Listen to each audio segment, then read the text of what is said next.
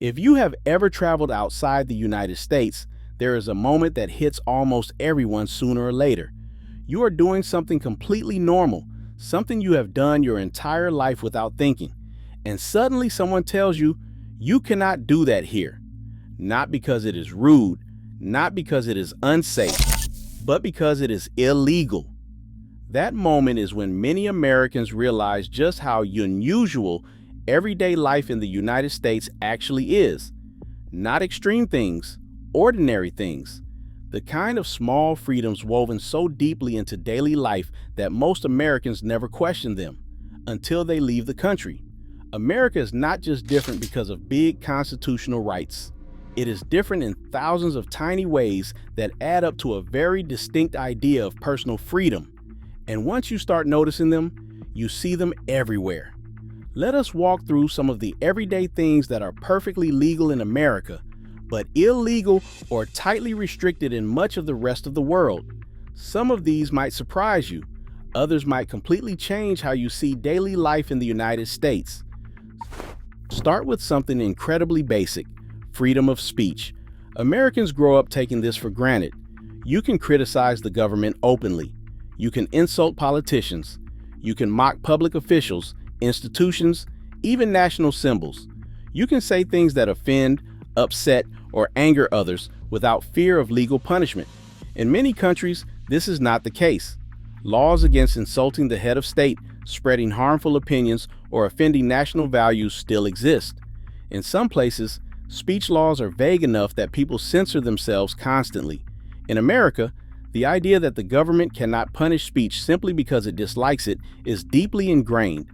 That cultural difference shapes everything from comedy to journalism to everyday conversation. Now consider something even more mundane: public protest. In the United States, protests are common, loud, disruptive, and often messy.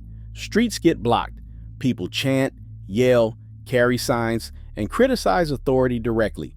While permits are sometimes required, the underlying assumption is that protest is a legitimate part of civic life. In many countries, spontaneous protest is illegal. Even peaceful demonstrations can require government approval, and unauthorized gatherings can lead to arrest. The American tolerance for visible dissent is unusual by global standards. Then there is self-defense. In much of the world, the concept of using force to defend yourself is tightly restricted. In some countries, even carrying pepper spray is illegal. In others, using physical force, even when attacked, can result in serious legal consequences if authorities decide you use too much force. In the United States, self-defense laws vary by state, but the general principle that individuals have the right to defend themselves is widely accepted. This extends to tools for self-defense that would be illegal elsewhere. The idea that citizens are responsible for their own safety is deeply American. One of the most obvious differences, of course, is gun ownership. In the United States, owning firearms is legal and culturally normalized in ways that simply do not exist in most other countries. In many nations, civilian gun ownership is heavily restricted or outright banned. Even countries that allow firearms often require extensive licensing, storage inspections, and strict limitations on use. In America, while regulations exist, the baseline assumption is that citizens can legally own guns. That single difference shapes everything from rural life to political debate. Now let us talk about something far less dramatic: crossing the street. In the United States, jaywalking laws exist, but they are rarely enforced. People cross streets wherever and whenever it seems safe. In many other countries, jaywalking is strictly enforced with fines. Crossing outside a crosswalk can get you stopped, ticketed, or scolded by police.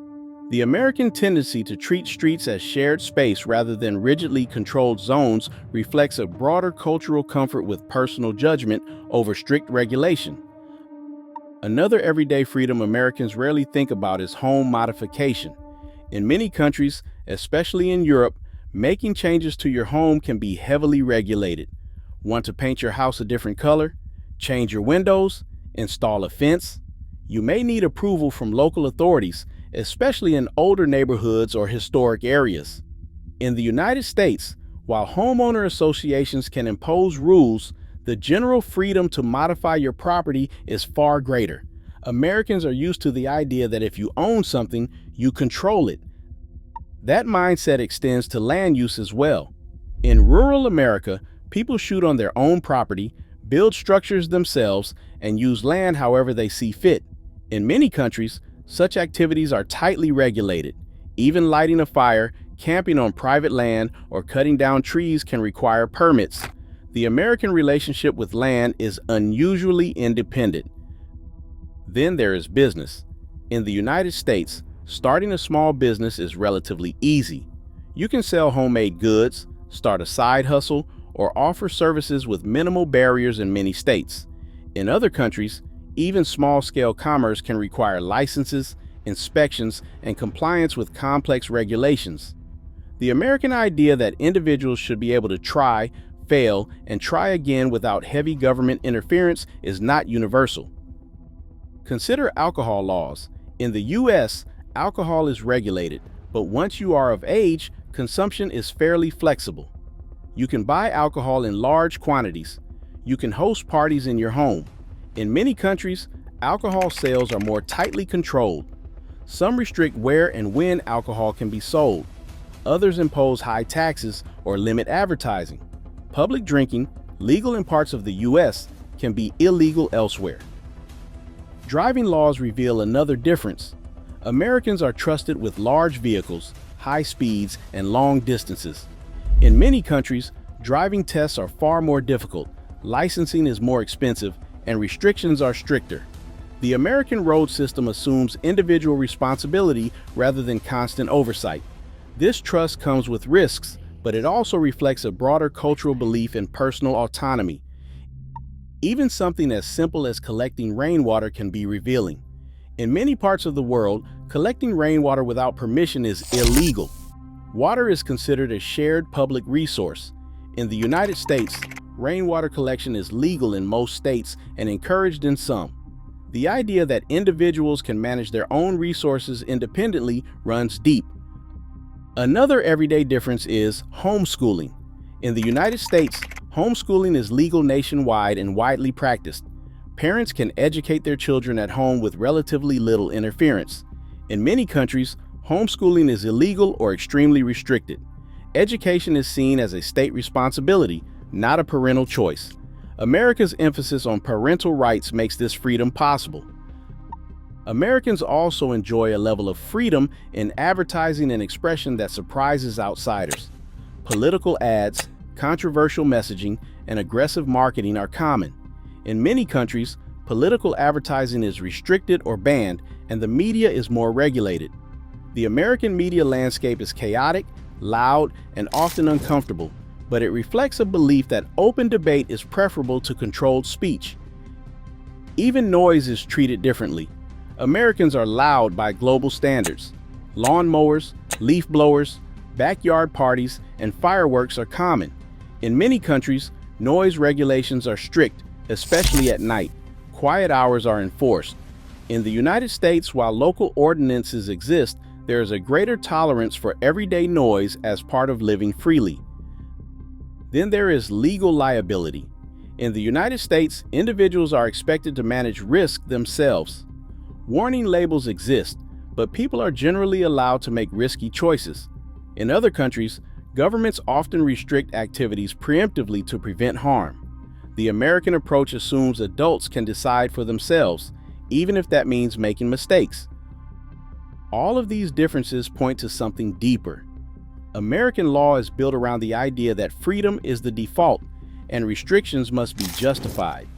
In many other countries, safety, order, and social harmony are the default, and freedom is something granted within limits.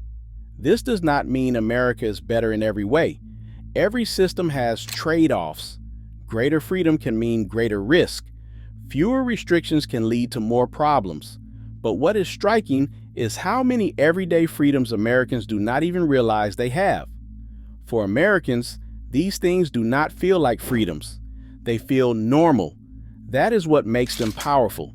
They shape behavior, culture, and identity without anyone consciously noticing.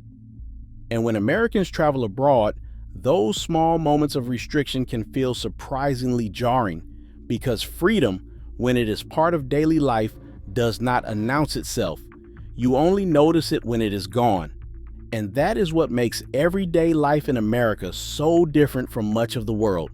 Not the big headline-grabbing rights, but the quiet, ordinary liberties that most Americans never stop to think about.